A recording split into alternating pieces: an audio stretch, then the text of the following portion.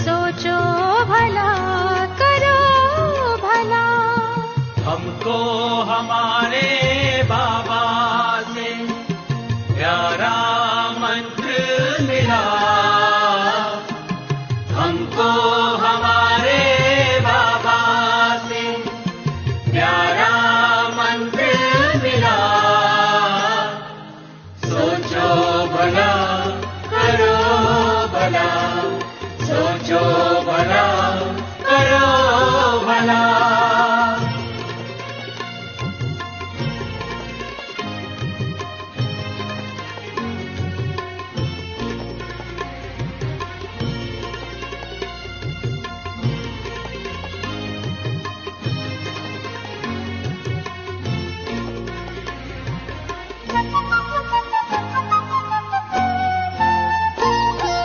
जो होता अच्छा होता है, सब में है अच्छाई। सुंदरतम ये खेल बना है, ध्यान से खेलो भाई।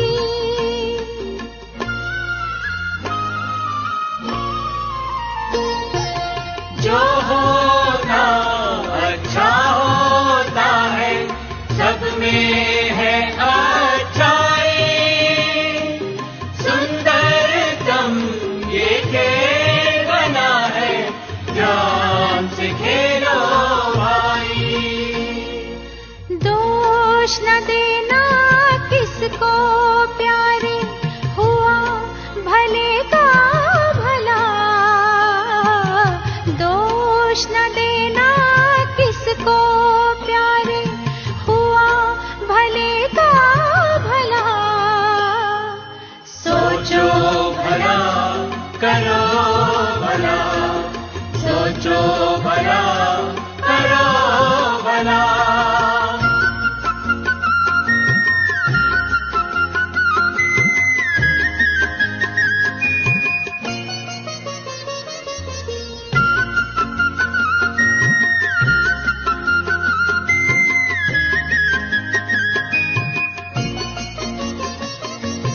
सारा जग परिवार है अपना, कोई नहीं है पराया। जैसी नजर से देखा हमने, वैसा इसको पाया।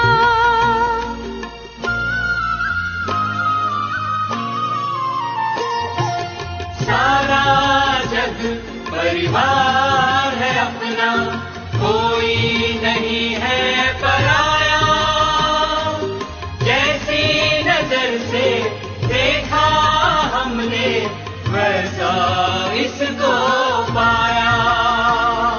सागर मंथन करके मन का अमृत है निकला।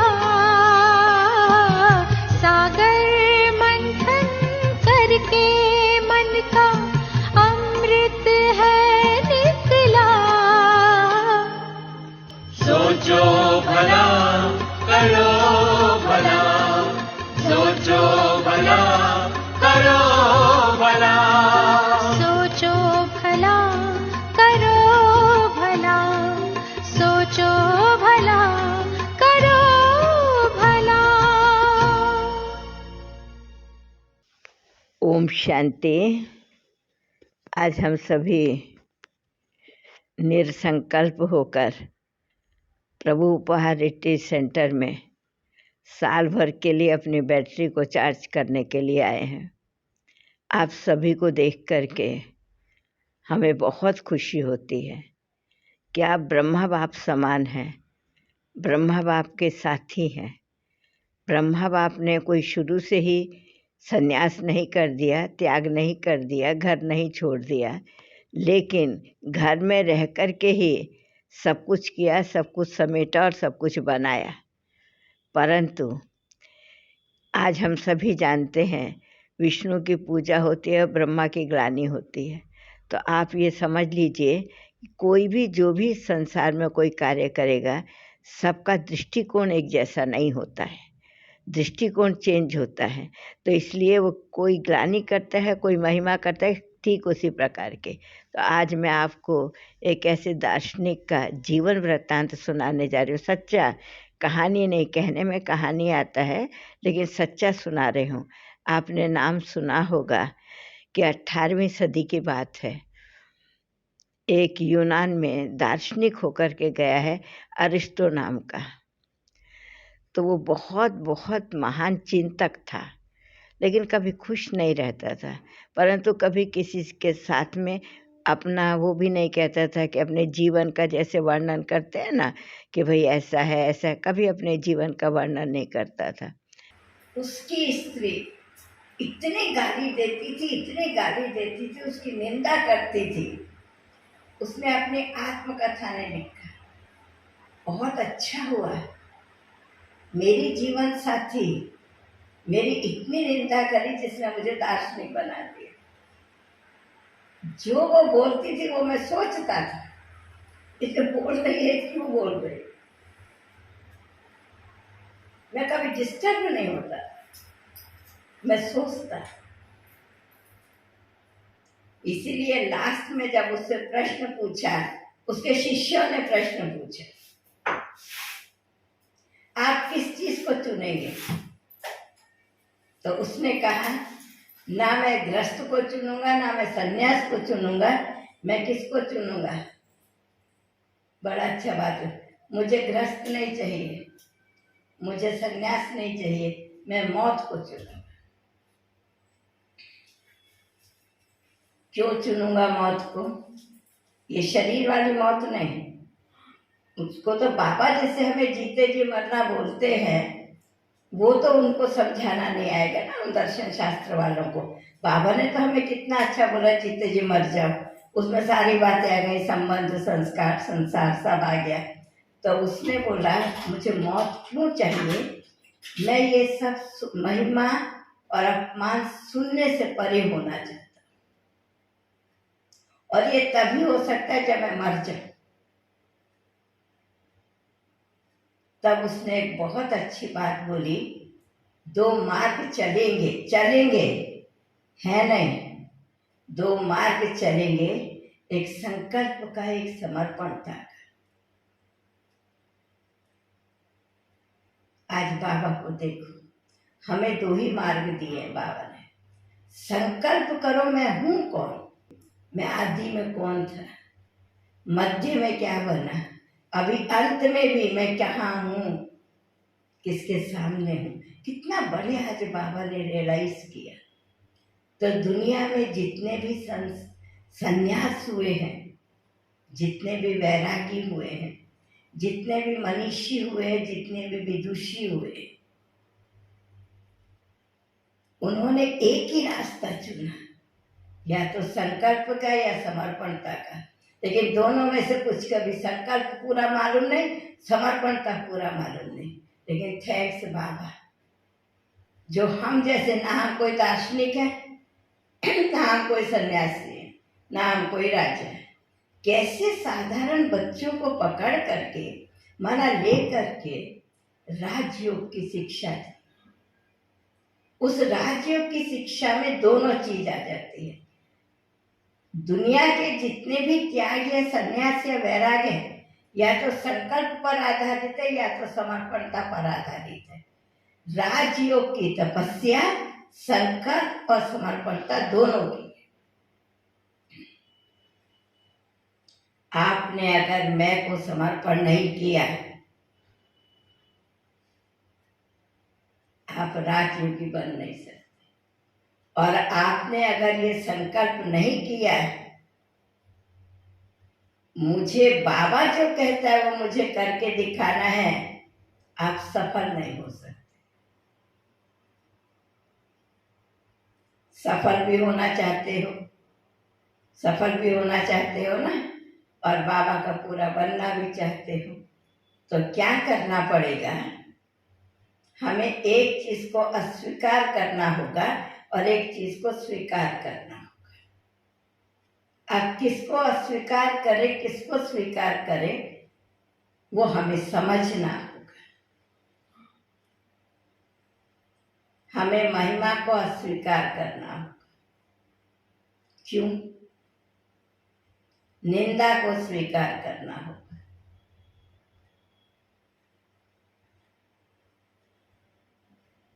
निंदा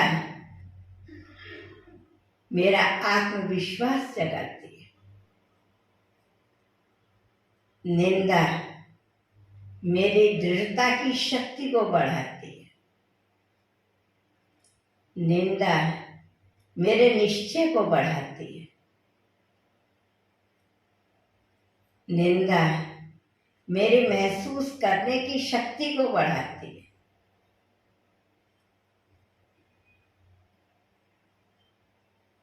निंदा मुझे मेरा साक्षात्कार कराती है।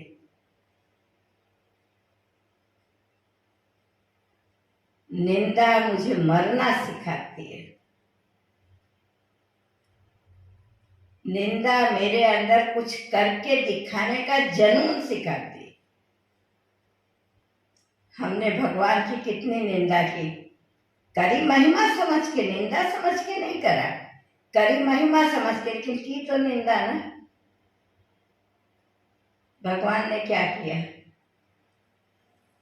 सारे विश्व में इतने धनवान बैठे, बुद्धिमान बैठे, गुणवान बैठे, वैज्ञानिक बैठे, आविष्कारक बैठे, किसी को तो नहीं चुना, हमें चुना। वो तो किसको भी लेकर के, टाटा बिरला अंबानी किसको भी लेकर के स्वर्ग बना देता था ना। हमारी बूंद बूंद की उसको क्या जरूरत पड़ी? एक एक पैसा, एक एक पैसा, एक एक पैसा, एक एक पैसा, क्या जरूरत पड़ी हमारी? वो तो जिसकी बुद्धि को टच करता था बाबा का काम हो जाता था। लेकिन नहीं, उसने जो कुछ करना है व्यवहारिक करना है। कोई भी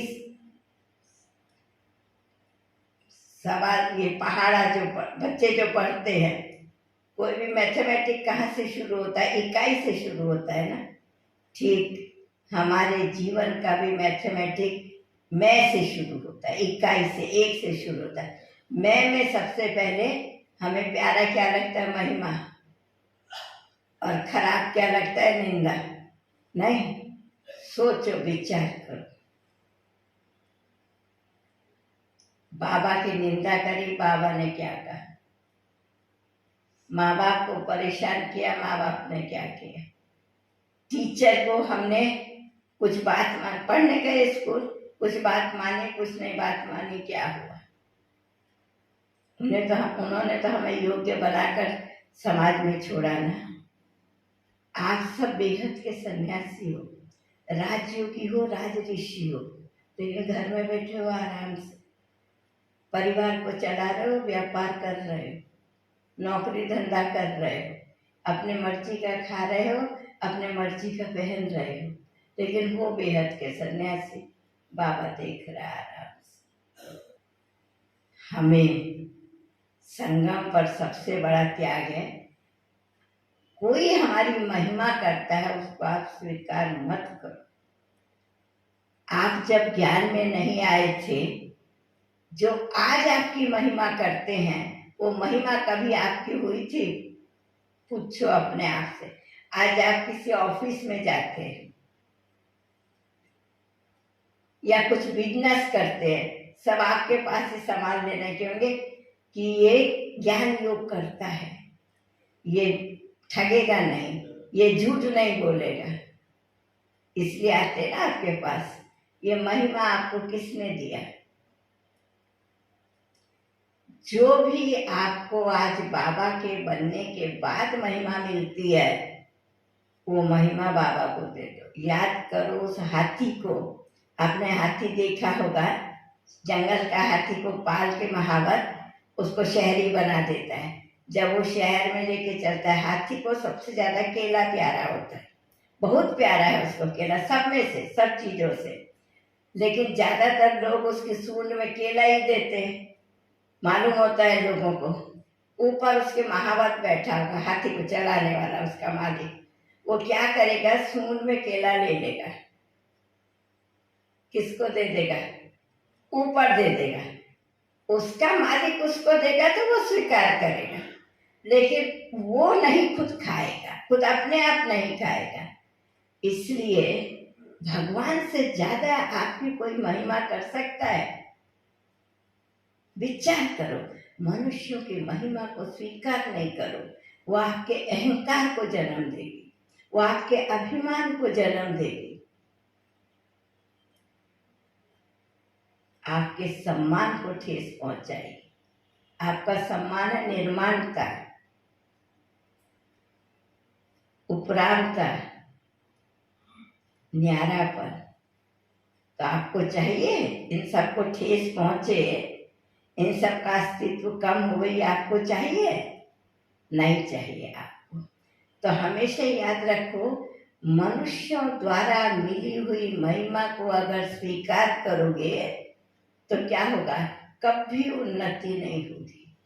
बाबा महिमा करता है, हमें जागृति आती है, बाबा जो बोल रहा है वो हम है नहीं, लेकिन मुझे ऐसा बनना है। बाबा द्वारा की गई महिमा मुझे करने के लिए प्रेरित करती है, शक्ति देती है। मनुष्य द्वारा की गई महिमा मेरे अहंकार को बढ़ाती है, मेरे कार्य क्षमता को कम करती है। अहंकार गुण है कि अहंकार अवगुण है? क्या है? रावण का सुना है ना, जब रावण को मार के राम आया अयोध्या में, तो कौशल्य ने पूछा, बेटा रावण को मारा है? तो राम सोचने लगा, मैंने तो मारा नहीं। तो बड़े शांति से कहता है, शिव स्रोत का रचयिता, प्रखंड ज्ञानी, चारों वेदों का ज्ञाता, सारी दिशाओं को अपने हाथ में रखने वाला, उसको मैंने नहीं मारा, उसकी मैंने मारा है। रावण को कोई ने नहीं मारा है, उसकी मैंने मारा है। अब इस संसार का रावण कब जाएगा? जब हमारी मैं खत्म हो जाएगी। जब तक हमारे अंदर मैं है, रावण जिंदा रहेगा। विकार बढ़ते जाएंगे, तो हमारी मैं कब खत्म होगी? महिमा हम बाबा को दे दें, निंदा हम स्वीकार कर दें। अच्छा, जरूर मेरे में कोई इसने ये बात देखी होगी, तभी तो बेचारी बोल रही है या बेचारा बोल रहा है, ये मुझे निकाल देना और उसको थैंक्स दो। जिसने आपकी ग्लानि करी, मुख पे मत दो, नहीं तो मुख पे दोगे तो कहेगा हाँ हाँ, अभी मुझे मनाने के लिए, मेरे को खुश करने के लिए मेरी महिमा कर रहे हैं, मेरे को सम्मान दे रहे हैं। नहीं नहीं, बाहर से नहीं दो, अंदर से उसको दुआएं दो, अंदर से उसको सम्मान दो, स्नेह दो, थैंक्स दो। मैं तो अपने आप को देख नहीं पाया या पाई, आपने मुझे मेरा अंदर का दर्शन करा दिया। मुझे तो सर्वगुण संपन्न बन के जाना है, इतना भी नहीं रखना है। हमारा संन्यास बाह्य कष्ट कुछ नहीं है, हमें है। एक दिन भी बाबा ने उपवास रखवाया है, तामसिक चीजों का त्याग कराया, बाकी तो सब खाने की छुट्टी दी है।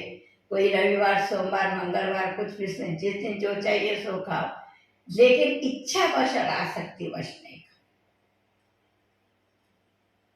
जो बाबा ने मर्यादा बनाई, किसी दिन कुछ बनेगा, बाबा के लिए बना रहा हूँ। क्योंकि कितने यहाँ बैठे होंगे ना जो अपने हाथ से भी तो खाना बना के खाते होंगे ना।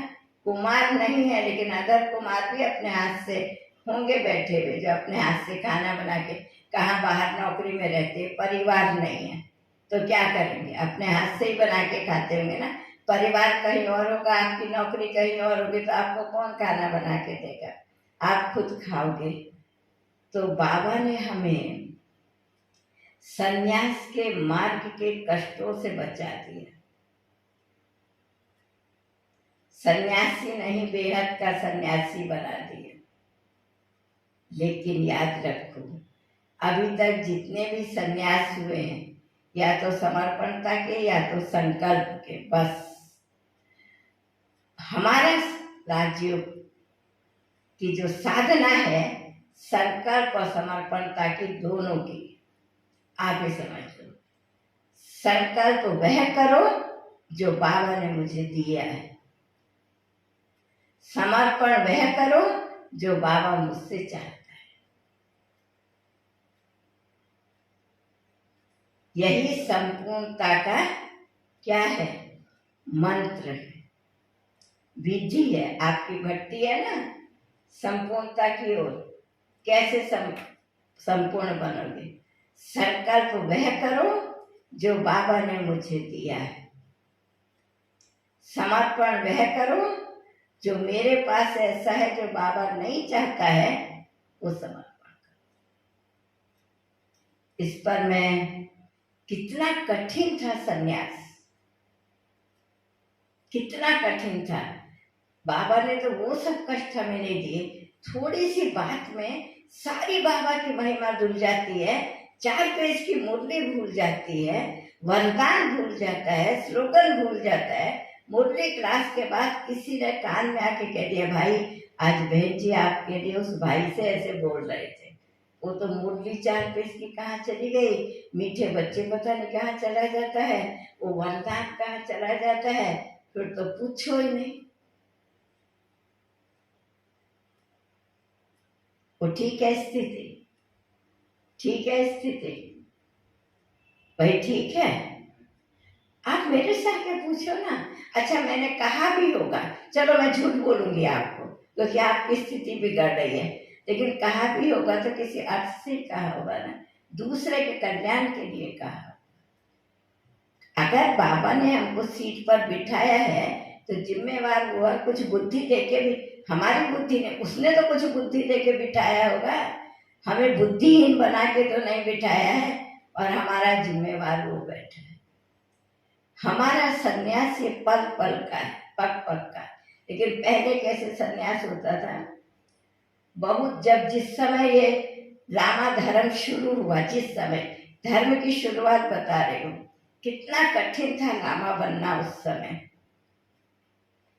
एक 5 साल का बच्चा, उसके माँ बाप को संकल्प आया इसे लामा बना देते, कोई तो बनेगा ना, हमारे घर से यही बन जावे। पहले दिन रात को उसके बाप ने कहा, तुझे सुबह यहाँ से चले जाना है, लेकिन याद रखना बैलगाड़ी आएगी, ठीक 5 बजे बैलगाड़ी आएगी, तो 4 बजे उठ के तैयार हो जाना। और जब बैलगाड़ी आ जाएगी तो जब चलने लगेगा, पीछे मुड़ के ना मुझे देखना ना अपनी माँ को देखना। अगर पीछे मुड़ के देखा, इस घर के द्वार तेरे लिए सदा के लिए बंद हो जाएंगे। 5 साल का बच्चा, सुबह को कुछ नहीं खिलाया उसको, ऐसे भूखा प्यासा उसको भेज दिया, इस घर के दरवाजे तेरे लिए बंद हो जाए। उसने देखा, वो तैयार हो गया, सामने बैलगाड़ी देख ली, तब उसका मन हुआ, अच्छा जा तो रहा हूँ और तो आऊंगा नहीं, ये मालूम था उसको, और नहीं आऊंगा, मैं एक बार माँ को तो देख लूं। फिर याद आया, अरे अरे माँ को नहीं देखने का है, घर के दरवाजे मेरे लिए सदा के लिए बंद हो जाएंगे। अच्छा चलो बाप को देख लेता हूँ। नहीं नहीं, बाप को भी नहीं देखना। अपने मन को क्या समझाया उस बच्चे ने मालूम नहीं। वो जाके बैलगाड़ी में बैठ गए, बैलगाड़ी चलती गई, जहां उसको पहुंचना था बैलगाड़ी पहुंच गई। वो जो था बड़ा लामा, उसने कहा रुक जाओ यहीं। बैलगाड़ी को 4 घंटे लगे, उस स्थान पर पहुंचे। बोले रुक जाओ यहीं, आगे कदम रखना नहीं, पीछे देखना नहीं, साइड में देखना नहीं, इधर देखना नहीं। उसे बड़ी जोर की प्यास लग रही है, भूख लग रही है। तो जिसने उसको वहां खड़ा किया था बोले, अगर इधर उधर देखा या कुछ पीने और खाने के लिए मांगा, इस घर के दरवाजे तुम्हारे सदा के लिए बंद हो जाएंगे। और वो 5 साल का बच्चा, ये भी बंद हो जाएगा, वो भी बंद हो जाएगा, मैं क्या करूंगा। और जब तक मैं ना बोलूं तुम तब तक अंदर नहीं आओगे। खड़ा है बेचारा, 10 बजे तो पहुंचा, 11 बज गया, 12 बज गया, बहुत जोर की भूख लग रही है, लेकिन कुछ कर नहीं सकता, बोल नहीं सकता, इधर उधर देख नहीं सकता, सामने लोग चलते हुए दिखाई दे रहे हैं, उनको पुकार भी नहीं सकता। खड़ा है, खड़ा है, खड़ा है, खड़ा है। 3 बज गया दिन का, सुबह का 5 बजे का निकला हुआ बच्चा, 3 बज गया, खड़ा ही। चेहरा थोड़ा थोड़ा कुमलाने लगा है। वो आया, गुरु कहते कि क्या कहते, वो आया, आके कहा, तुम परीक्षा में उत्तीर्ण हुए, तुम लामा बनने के योग्य हो। अंदर लेकर के गया। समझा, एक संन्यास करने के लिए कितनी कठिन तपस्या करते थे। बाबा ने सिर्फ हमसे विकारों को जीतने की तपस्या कराई है, और कोई तपस्या कराई है? भूख प्यास खाना दाना सब बंद किया है? नहीं किया है। तो वो थी संकल्प की तपस्या। और हम संकल्प और समर्पणता दोनों की साधना करते हैं। कैसे दोनों की साधना करते हैं? संकल्प में सिर्फ मुझे बाप समान बनना है, बाबा को ही देखना है, बाबा से ही सुनना है, बाबा का बोला हुआ ही करना है, बाबा के साथ ही रहना है, बाबा के साथ ही चलना है, बाबा के दिए हुए कार्य को ही करना है। सब बाबा बाबा बाबा बाबा। ये संकल्प की तपस्या। समर्पणता, भूख और प्यास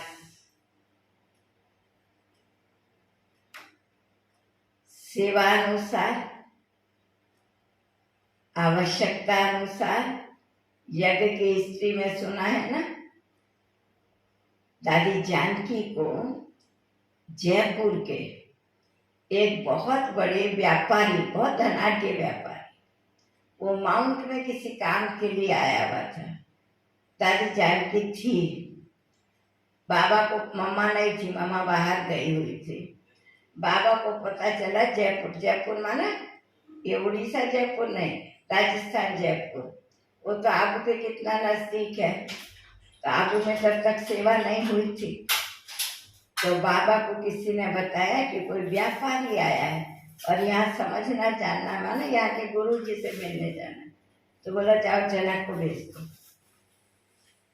दादी जानकी गई, समझाया करा, सब कुछ हो गया, बाबा से मिलाया। तो बाबा को कहा हमारे जयपुर में तो ये नहीं है, ज्ञान नहीं है, ये संस्था नहीं है, मैं चाहता हूँ आप इनको हमारे साथ दीजिए, हम वहाँ शुरू करेंगे। अब वो ले तो गया, बाबा ने दादी को भी भेज दिया। तो और तो कुछ नहीं चाहता था, हम कहीं भी यज्ञ से जाएंगे तो हमारी चादर बिछाने की, ओढ़ने का, तकिया बकिया कुछ नहीं, गद्दा पत्ता कुछ नहीं, हमारी चादर बिछाने की, ओढ़ने की, अपने पहनने के 2 कपड़े, 2-4 जो भी है, कुछ यूज के बर्तन, ऐसे थोड़ा थोड़ा चीज हमारे पास होगा। बाकी राशन होगा, टोली होगी, खाना होगा, ऐसा कुछ नहीं होगा। थोड़ी टोली बाबा दे करके भेजता था, जिस परिवार में जा रहे उनका मुख मीठा कराना, सेवा कराना। तो वो अपने घर में ले गया। दादी तो यंग थी, उसकी औरत को बड़ा गुस्सा आया, ये किसी स्त्री को घर में ले आया। वो तो लाल पीली हो गई एकदम से। दादी देख, एक बार दादी को देखती है, एक बार अपने पति को देखती है, घर घर होती है पति के ऊपर में। तो पति ने कहा, रे लाया हूँ तो तुम सुनो तो सही, ये क्या सुनाती है, तुम सुनो। तब तुमको नहीं, मुझे सुनने की कोई जरूरत नहीं है। तो उसके संकल्प में जो था, उनका एक जगह अलग से था, कमरा था, उसके अंदर किचन, लैट्रिन, बाथरूम, एक पोर्शन अलग से था। कोई गेस्ट आते थे वहाँ रखते थे। तो वो ये संकल्प करके आए थे, इनको वहाँ दे देंगे तो खुद बनाएंगे, खुद खाएंगे और हमें ज्ञान सुनाएंगे। फिर हम लोगों को बुला के इनसे ज्ञान सुनवाएंगे। व्यापारी था तो उसका तो संगठन था व्यापारियों का। औरत ने कहा कुछ भी नहीं देंगे, बर्तन नहीं दूंगी, कुछ नहीं दूंगी। तो भाई कुछ तो दे दो, क्या तो दे दो। कुछ भी नहीं दिया उसने। पीछे की तरफ उनकी कच्ची जगह थी, वहां लकड़ियां पड़ी थी। जो दादी अपनी थाली लेके के गई थी ना, जो थाली कटोरी जो बाबा ने उनके अपने बर्तन दिए थे, उसमें उसने उसको आटा दिया, थोड़ा नमक दिया नहीं दिया मुझे इतना बात याद नहीं। उसको थोड़ा आटा दिया, दादी ने आटा बनाया और जो थाली थी उस थाली को चूल्हा दो ईंटा रख करके, लकड़ी डाल के चूल्हा लगाया, उस थाली को उसके ऊपर रख दिया उल्टा करके, उस पर रोटी डाल दी, हाथ से उसको पलट दिया दो तरफ से। फिर उस रोटी को उतार के चूल्हे का कोयला बाहर निकाल दिया ना, उसमें वो रोटी बना दी।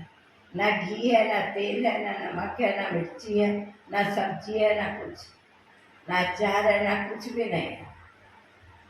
फिर दादी ने उसी थाली में भोग लगाया बाबा, जिसमें आटा बनाया था, कटोरी में आटा बनाया था, थाली में जिसमें सेका था उसको साफ किया, फिर उसमें भोग लगाया। भोग लगा के वो दादी ने स्वीकार किया। अब वो भाई छटपट हो रहा है, मैं तो ले आया, क्यों ले आया, बेचारी भूखी प्यासी, हम तो 10 प्रकार का खा रहे हैं। तो जब वो भाई ने पूछा भैया आपने क्या खाया, कहते मैं तो बाबा का भोग बड़े प्यार से खाया।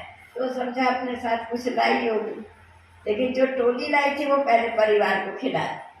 बाबा ने कहा जाके परिवार को खिलाना, सोचे भी नहीं कि मेरे पास ये एक पीस रख लो, वो जाके परिवार को खिला दी। वो टोली तो खाली उन लोगों ने बड़े अच्छे तरीके से। अब उस भाई को पता नहीं चला, इसने ऐसे सिलसिला 3 दिन तक चला। 3 दिन 3 टाइम, दिन में 3 टाइम चाहिए। वो ही दादी खाती थी। कैसे खाती थी, क्या करती थी, जान के दादी को मार। लेकिन ना चेहरा चेंज होता था, ना मुख से शब्द निकलता था। बाबा का टेलीग्राम आया, बच्ची कैसे हो। उस भाई ने उसको सुनाया, दादी को कहा, तो कहते बाबा को टेलीग्राम भेज दो, मैं बाबा की सेवा में, बाबा ने जहाँ भेजा है मैं बहुत खुश हूँ, बहुत खुश हूँ। सुना, खुशी देखी, दादी की खुशी देखी, बहुत खुश हूँ। उस औरत का मन तब भी नहीं पिघला। तब फिर क्या हुआ, उसने अपने एक दोस्त को बुलाया, व्यापारी ने, कहा देखो ऐसा ऐसा हो गया, तुम इसको ले जाओ। वो व्यापारी ले गया, उसका नाम था, 2 व्यापारी आए, जगदीश जी और शर्मा जी। आपको विश्वास नहीं होगा, ये दोनों फ्रेंड हैं, मारवाड़ी हैं दोनों। इनकी गंजी बनियान जो हम लोग पहनते हैं भाई और बहनें, उसकी फैक्ट्री थी। इन्होंने कहा, दोनों ने 7 दिन का कोर्स दादी जानकी से किया। समझ में आया, मुरली माना ज्ञान सुनने लगे, मुरली सुनने लगे, सब कुछ होने लगा। तो इनके मन में एकदम संकल्प आया कि हम बाबा को अपनी फैक्ट्री का पार्टनर बना दें। तो ये 2 आपस में हो गए, एक बाबा हो गए, 3 पार्टनर हो गए। तो जो कुछ भी उसमें खर्चा होता था, तीनों का मिलके, बाबा का कोटा अलग था, और जो कुछ प्रॉफिट होता था वो तीनों का होता था। अब तीसरे प्रॉफिट को कैसे यूज करें, तो पूछा दादी से। तो दादी ने कहा तुम क्या बिजनेस करते हो। दादी को तो कुछ मालूम नहीं था। उसने बोला हम ये बिजनेस करते। उनके बेटे धीरे धीरे बड़े होने लगे। अब बेटे भी बड़े होने लगे, वो भी हिसाब किताब देखने लगे, करने लगे। इन्होंने क्या करा, बेटों के बड़े होने के बाद भी, इसका हिसाब किताब देखने के बाद भी इस एक हिस्से को तुम कुछ नहीं कर सकते। तो दादी ने बड़ा अच्छा बताया कि जो समर्पण, यज्ञ में जो समर्पण भाई बहन है, तुम उनके लिए अगर वर्ष में हमारी 4-4 गंजी फटती है और यूज होती है, अगर तुम एक एक भाई को, एक एक बहन को 4-4 गंजी दे सकते हो तो तुम दो, नहीं दे सकते तो इससे कम भी दे सकते हो। तो ये लोग बोले कि हम 4-4 गंजी दे सकते हैं। 72 तक तो मैंने भी यूज कर। बेटे बड़े हो गए, दोनों में से किसी की भी स्त्री ज्ञान में नहीं चली, खाली गालियां ही देती थी ब्रह्मा कुमारी से, एक की भी स्त्री ज्ञान में नहीं चली। लेकिन इन्होंने जो बाबा को अपना पार्टनर बनाया, गाली खा के,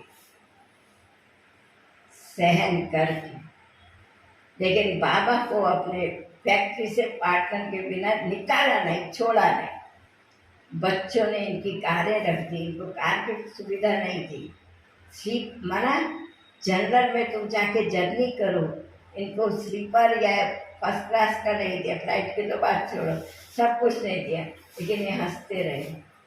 तो जब इनका कलकत्ता में भी था, कलकत्ता में आए तो भी ऐसे ही चलते थे ये लोग। एक बार हम लोग कहीं उनके साथ सेवा के लिए जा रहे थे, तो मैंने कहते विश्व आपकी कार कहाँ पर है? कहते कार उसकी क्या, वो काली छत की कार होगी, पीली छत की कार मेरी है, जहाँ हाथ खड़ा करो लाइन लग जाएगी, बताओ आपको कितने का टैक्सी।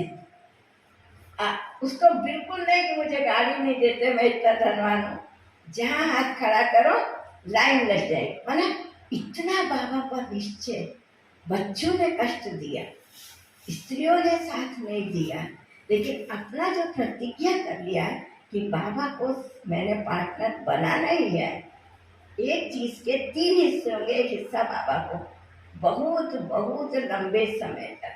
जब वो बूढ़े भी हो गए तो भी बेटों द्वारा कहता हमारा हिस्सा मत दो, हमारा हिस्सा यज्ञ को दे दो, करते रहे।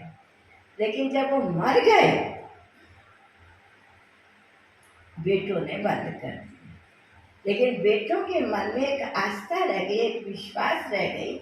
जो सीनियर है, माना मधुबन में जो सीनियर, माना जो मधुबन में समर्पण है, सेंट्रो में समर्पण है उससे नहीं, जो मधुबन में समर्पण है उनको हम सारा जीवन, आज दिन तक वो उस नियम को, उनका बेटा का, बेटे का भी बेटा अभी तो हो गया, आज दिन तक।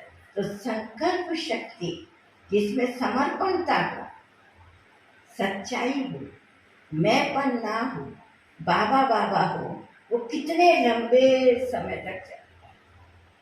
आज दिन तक वो सेवा यज्ञ में होने, मधुबन वालों को अभी भी मिलता है 4-4 गंजी, साल में एक बार जरूर मिलता है। आगे क्या होगा वो नहीं। इसलिए बाबा कहता है, मैं जो बात सुना रही थी दुनिया के सन्यास में, सुना ना लामा की कहानी, दुनिया के सन्यास में कितना कष्ट है, राजयोग के सन्यास में कितना खुशी और कितना शक्ति है। चारों ओर असहयोग आंदोलन है, लेकिन अगर हमने सहन कर लिया, निंदा, स्तुति, ग्लानि, सबको, निंदा को सहन किया तो विश्वास जगाना, निंदा को सहन किया तो निंदा हमें खुद को देखने के लिए बाध्य कर, नहीं तो हम खुद की कमियों को कभी नहीं जान सकते। निंदक नियरे राखिए, आंगन कुटी छवाए, बिन साबुन पानी बिना निर्मल करे सुवाए। ये कबीर का एक दोहा है। आपकी जो निंदा करता है ना, आप आंगन में उसका एक कुटिया बना दो, छप्पर की जो होती है, खजूरी के पत्तों की से जो कुटिया बनती है, इतना नजदीक रखिए कि आपके मन के मैल को धोने के लिए साबुन पानी कुछ नहीं चाहिए, बिन साबुन पानी बिना निर्मल करे सो। आपको इतना श्रेष्ठ बना देगी उनकी निंदा कि आपके अंदर एक कमी भी नहीं रहने देगी, एक कमजोरी भी नहीं रहने देगी। तो जो आपकी महिमा करता है, महिमा बाबा को देखो, क्योंकि उसके बने, उसने ज्ञान सुनाया, हमें सुनाना सिखाया। उसने पवित्र बनने के लिए शक्ति दिया, हमारा हाथ पकड़ के चला, हमें विधि बताया, उसने यज्ञ में बीज बोने के लिए हमें बुद्धि दी, हमें क्षमता दी, तो हमने बोया, तो भी हमारा बोया हमको ही दिया पदम गुणा होकर। संगम पराभाव नहीं होने दिया, सतयुग में राजा बना। तो विचार करो कभी निंदक को कि आप निंदा नहीं करो, और आप अपने मन से किसी का अवगुण देखो नहीं निंदा, क्या होगा? आपकी दृष्टि खराब हो जाए। बाबा क्या कहता है हमको? ब्राह्मणों का नजदीक की दृष्टि खराब है, दूर की दृष्टि बहुत अच्छी। जब 40 साल के होते तो चश्मे में क्या होता है, यहाँ एक लाइन होगा, जिसका 40 हो गया, यहाँ एक लाइन है ना नीचे, पढ़ने के लिए इसको यूज करते यहाँ से दूर में। तो ब्राह्मण अपने आप को नहीं देख पाते, मेरे में क्या कमी है, वो कौन कहाँ का होगा, कब मिला होगा, कौन बहन कैसी होगी, क्या होगी, वो सब उनके पास रह जाए। तो अभी नजदीक की दृष्टि को ठीक करो, दूर की दृष्टि को बंद करो, खुद की कमियों को देखो। समझ में आया? आप लोग माता पिता बैठे हुए हो, कोई ने अपना कोई का कुमार बेटा यज्ञ में होगा या सेवा ज्यादा समय करता होगा, कोई की कुमारी यज्ञ में होगी, लेकिन कुमारी यज्ञ में दे देते हैं, चलाते हैं अपने पास, उससे कुछ भी आप सेवा नहीं करा सकते, एक शब्द उसको आप सिखा नहीं सकते, उसको स्वतंत्र स्थान चाहिए, उसके नाम पर आप जमीन कर देंगे, मकान कर देंगे, यज्ञ से कोई मतलब, निमित्त आत्मा से कोई मतलब नहीं, इसको क्या बोलेंगे? आप बाबा के बच्चे हो, आप मैं के ही हो, मैं के ही हो, मेरे के हुए ही नहीं। बहुत हमारे पास समाचार आता है, हम कहते हैं साक्षियों के ड्रामा देख, उसने बाबा को नहीं समझा है, उसने अपनी बेटी को ही समझा, समझने दो ना, आप उसे सकाश दो जो वो बाबा को समझे। वो जो कर रहा है वो देखो ही नहीं, वो तो खुश है ना करके, आप अपनी स्थिति को बिगाड़ रहे।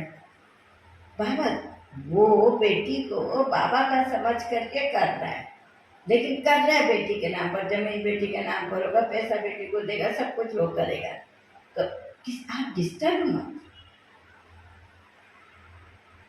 ड्रामा एक्टिवेट चल, साक्षियों के ड्रामा को देखो, उसको क्षमा करो, वो क्षमा का पात्र है।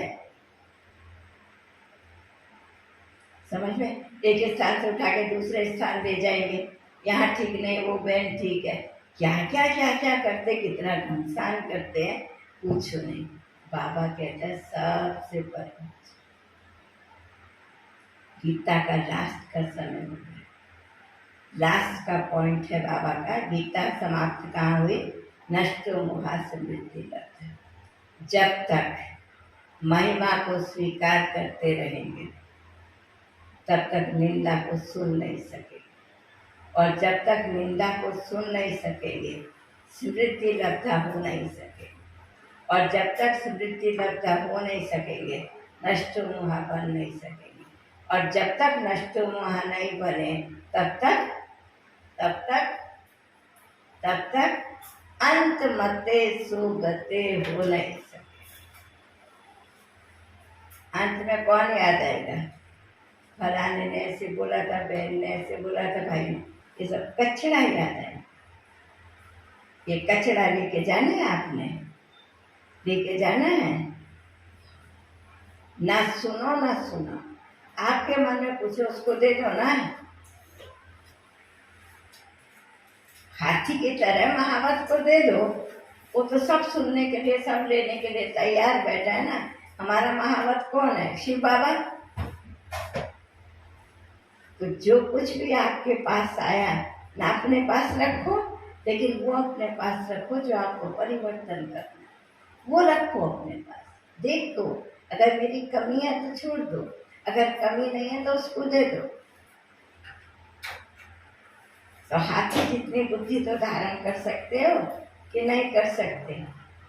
उस बच्चे जितना तो कठोर बन सकते हो, दृढ़ बन सकते हो। वो तपस्या तो बाबा ने आपको नहीं दी ना। हमारी तपस्या इतनी कड़ी है, हमारी तपस्या कितनी सहज है। अपने रहो घर गृहस्थ में, बाल बच्चों को संभालो, पवित्र बनो, योगी बनो, 1 घंटा सुबह को क्लास करके चले जाओ। जो कमाते हो, जो तुम्हारी इच्छा हो, यथाशक्ति, यथाशक्ति भी नहीं, यथा इच्छा करते। आजकल शक्ति बहुत होती है, इच्छा कम होती है। पहले शक्ति कम होती थी, इच्छा ज़्यादा होती। क्यों? पहले रॉ मटेरियल बहुत होता था, पैसा कम होता था। अभी रॉ कम होता जा रहा, पैसा बढ़ता जा रहा है। इसलिए बाबा कहता है सेंटर पर क्या होना चाहिए? माता भाई तो आए सेवा के लिए सेवा, लेकिन माताएं जिस सेंटर पर आएंगी वो सेंटर कभी खाली नहीं होगा। क्यों?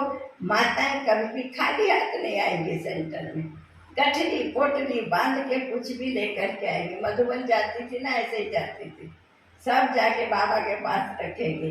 बाबा ये लाए, बाबा भी इतने प्यार से बैठ के देखेगा। एक बार बाबा का घर बन रहा था, एक बहुत मारता था उसका पति उसको पवित्रता के लिए। वो क्या करी, वो पति कहाँ गया 2-3 दिन के लिए। सुबह को रात को 12 बजे उठ गई, नहा धो ली, पापड़, उसको पापड़ बनाना आता था, उसने पापड़ बनाया। थोड़ा कहीं नमक रखा हुआ था घर के अंदर, घर से थोड़ा नमक, थोड़ा हल्दी, थोड़ा पापड़ बना हुआ, और पता नहीं। और उसके पास 8 आना पैसे और नहीं था, बहुत गरीब, 8 आना पैसा था। उसके सेंटर की दीदी जा रही थी, बोली ये ले जाओ, मेरा खाना दाना या तुम्हें डाल देना, बाबा को दे देना। हमारी दीदी क्या करी, बड़े प्यार से उसको अपने साथ ले गई। जाके पहले नहा धो करके बाबा के पास ले गई। बाबा ये उस फलानी गोपी ने दिया, बंदेली ने दिया। बाबा इतना खुश हुआ, अगले दिन मुरली में चला। हजारों देने वालों का कभी मुरली में नहीं बोलता। कहता है ये बच्ची जरूर भविष्य में जाकर के राजा बनेगी, रानी बनेगी। क्यों? इसको कितनी बुद्धि है, राजा रानी को बुद्धि चाहिए ना, राज्य कितनी बुद्धि है। 8 आना दिया और बाबा को बोल के भेजा 4 आने का नमक ब्रह्मा भोजन में लगा दें और 4 आने की ईंट मकान में लगा दें। 8 आने से इसने 21 जन्म के लिए भोजन भी ले लिया, 21 जन्म के लिए महल भी ले लिया। उसने थैंक्स दिया अपने पति को।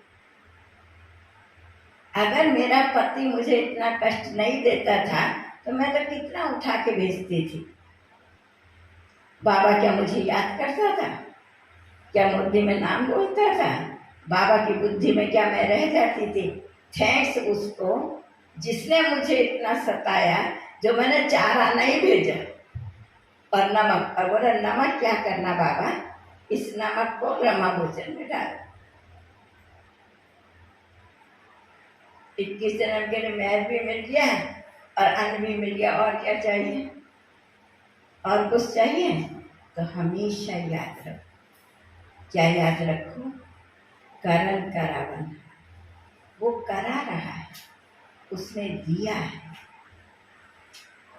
हम किसी के लिए नहीं कर रहे, हम अपने लिए कर रहे हैं। आप बैंक में पैसा जमा करने के लिए जाते हो, सारे साई में ढिंडोरा पीट के जाते हो, मैं आज इतने 1000 जमा करने जा रहा। स्त्री से बच्चे से भी छुपा के लेके जाओगे, आज समय काम में आएगा, इनको बता देने से मांगे। बाबा के घर में इतना सा कार्य करेंगे, सबको ढिंडोरा पीटते क्यों?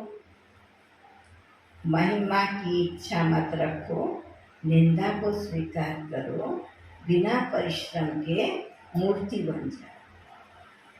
छेनी हथौड़ा, बिना छेनी हथौड़ा के रास्ते में जिसको पांव मारते थे पत्थर को, वो छेनी हथौड़ा सह करके पूजनीय मूर्ति बन जाती है मंदिर।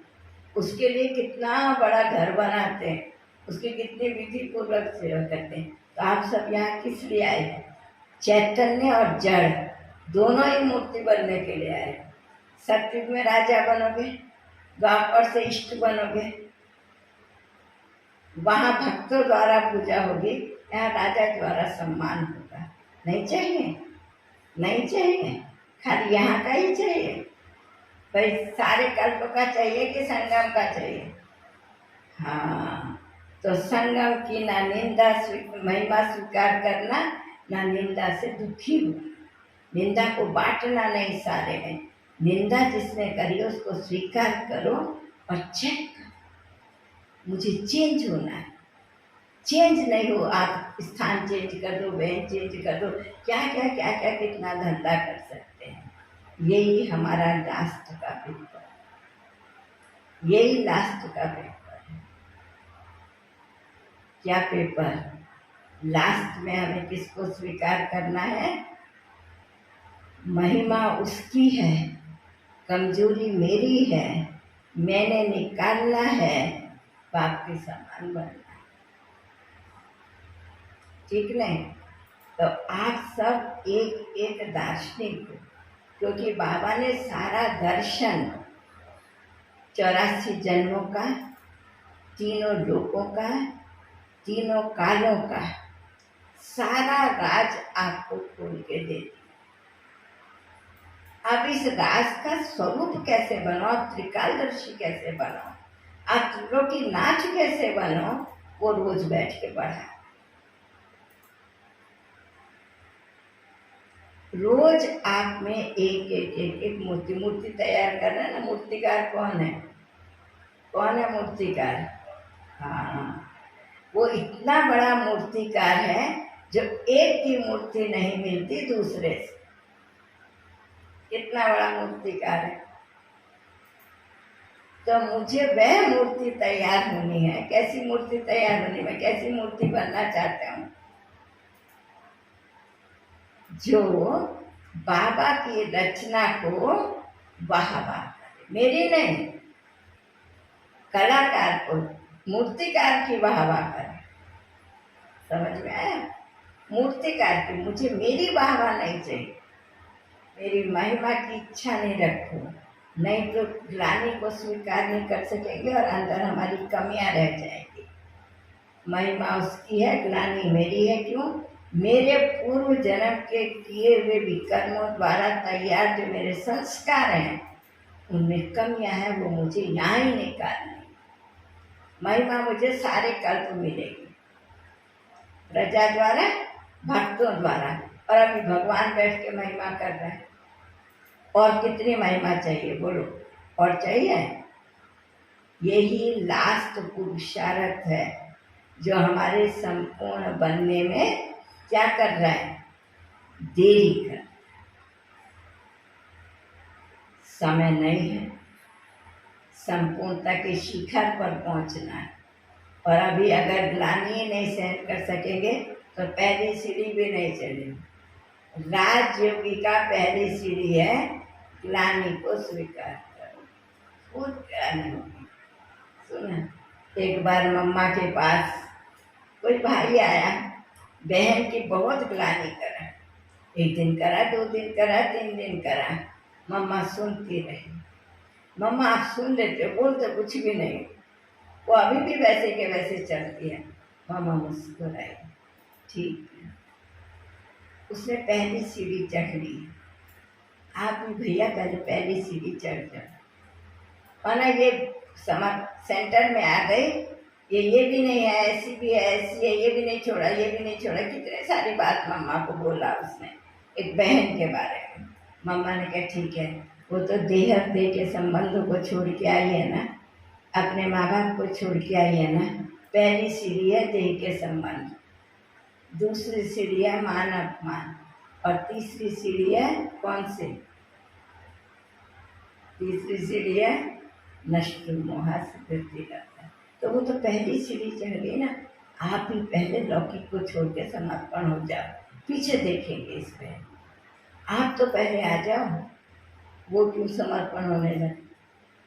तो बस उस दिन के बाद एक शब्द भी मम्मा को आके नहीं बोला। मैं तो ये कर नहीं सकता, उसने इतना किया है, मुझे क्या हक है बोलने? समझना है। अब हमें देखना है, रियली हमें अंदर में लगता है कि सचमुच ये लास्ट घड़ी है। हमें सब तरफ से आँख कान नाक, जैसे वो बच्चा भूख को नहीं देखे, किसी की आवाज़ को नहीं सुने, आगे देखे, पीछे नहीं देखे, साइड नहीं देखे, ये तो सारे रास्ते बंद हो जाएंगे। अगर वो 5 साल का बच्चा इतना समझदार होकर के सहन कर सकता है, हम तो फिर भी बड़े हैं। हमें तो किसी के लिए सहन नहीं करना है। हम तो संन्यास अपने लिए कर रहे हैं, अपने को बना रहे हैं, 84 जन्मों का भाग्य अपने लिए बना रहे हैं। किसके लिए कर रहे हैं? अपने लिए कर रहे हो ना, कि बाबा के लिए कर रहे हो? जो कर रहे, जो कहेगा मैं यज्ञ में देता हूँ, यज्ञ के लिए कर रहा हूँ, गया उसका। जो कहेगा मैं मेरे लिए कर रहा हूँ, मेरा 84 जन्मों का जमा कर रहा हूँ। आप कहेंगे कैसे 84 जन्म? ब्रह्मा बाबा का लास्ट जन्म देखो।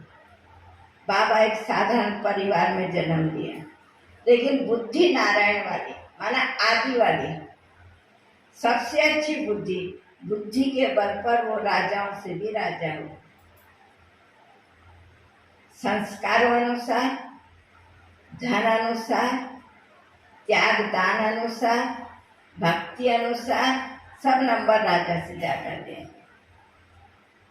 और फिर लास्ट में मनुष्य वृत्ति का मनु बना, सृष्टि का ब्रह्मा बना, सादे धर्मों का आदि देव आदि पिता एडम ईव बना। किस लिए?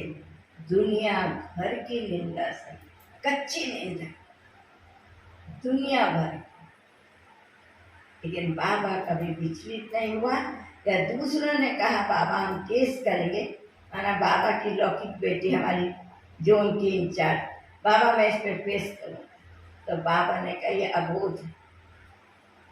कभी अबोध पर, नाबालिग पर सरकार भी केस नहीं करती है, ये नाबालिग है, इनका भी बुद्धि का विकास नहीं हुआ, इन्होंने बाबा को समझा नहीं है। बाप कभी बच्चे पर केस नहीं करता, बच्चे पर कभी केस नहीं करता। आप भी करुणा निधान, दया निधान, परोपकारी, रहम दिल बनकर महिमा करने वालों को बाबा की तरफ से थैंक्स दे दो। खुद नहीं स्वीकार करो। ग्लानि करने वाले को अपने दिल में स्थान दो। थैंक्स जो तूने मुझे तो मेरा रियलाइजेशन कराया, थैंक्स जो तूने मुझे संपूर्ण बनने के लिए सहयोग दिया, थैंक्स जो तूने मुझे बाबा की शिक्षाओं की स्मृति दिलाई, थैंक्स जो तूने मेरे मैंपन से मुझे दूर किया। मैं मैंपन से दूर नहीं हो पा रहा था, मेरे मैंपन से मुझे दूर किया। तो थैंक्स बाबा को। बाबा मुरलियों द्वारा, योग द्वारा हमारे मैंपन को समाप्त करता है। लेकिन हम इतना अपने ऊपर मेहनत नहीं कर पाते, तो सामने वाला ग्लानि द्वारा समाप्त करता है। हम देख लें अगर कहीं कमी है तो छोड़ दो, अच्छा ही है ना, हमारा हमको सुंदर बना रहा है। भाई सुंदर बनना अच्छा, तो एक होता है ब्यूटी पार्लर जहाँ जाके चेहरे को सजाते, भाई लोग भी जाते, मेरे को मालूम है चेहरे को, लेकिन यहाँ आत्मा को सजा। 2500 वर्ष सृष्टि पर राजा बनेंगे, 2500 वर्ष मंदिरों में आराम से पूजे जाए। अब और इससे बड़ी सुंदरता क्या चाहिए? तो बाबा हमें रूपवान, गुणवान, धनवान, बुद्धिवान, चरित्रवान, क्या क्या बना रहा है। ये एक ही थोड़ा सा संगम का समय है जिसमें हम सारे कर्म के लिए अपना तैयार कर सकते हैं। बाबा को देखो, लास्ट जन्म में भी राजा जैसा जिया।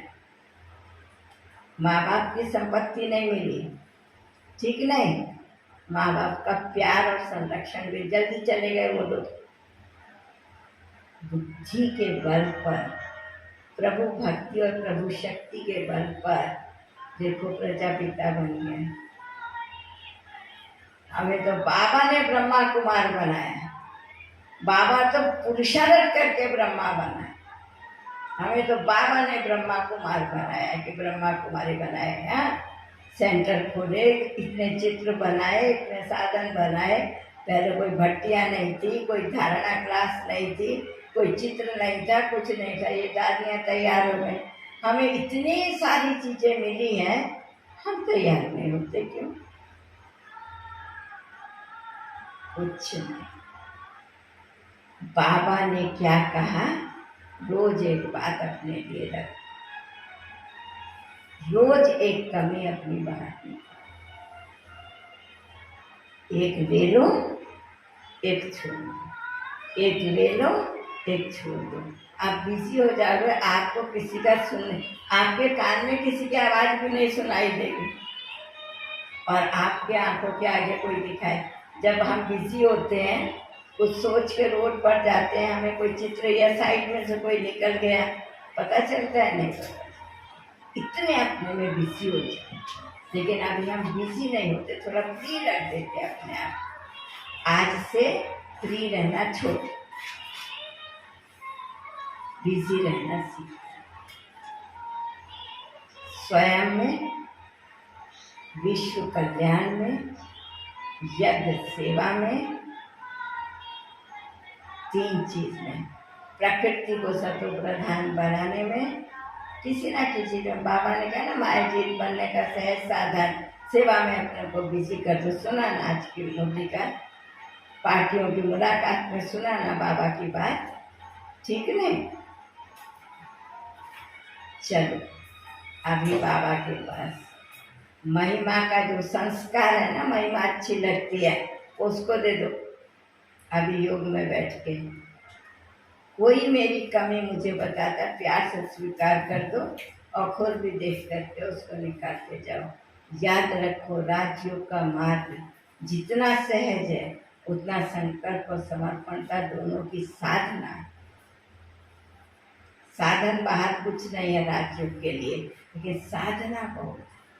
जो जितनी सतत साधना, एक है साधना सुबह शाम कर लेना, योग जो हम लगाते हैं, एक है निरंतर साधना।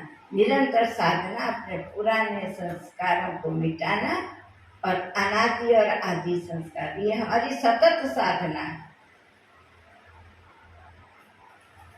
पुरानों को तो मिटाएंगे, आदि और अनादि संस्कारों को तो धारण करेंगे। हमारा अनादि संस्कार क्या है? निराकार। और आदि संस्कार क्या है? दिव्य। आदि में हम देवता थे, तो दिव्यता जीवन में लाएंगे, निराकारी बन के सृष्टि पर चलेंगे। ये दोनों चीज हम अपने साथ लेके जाएंगे, बाकी सब यहाँ छोड़ के। ठीक ठीक है, चले।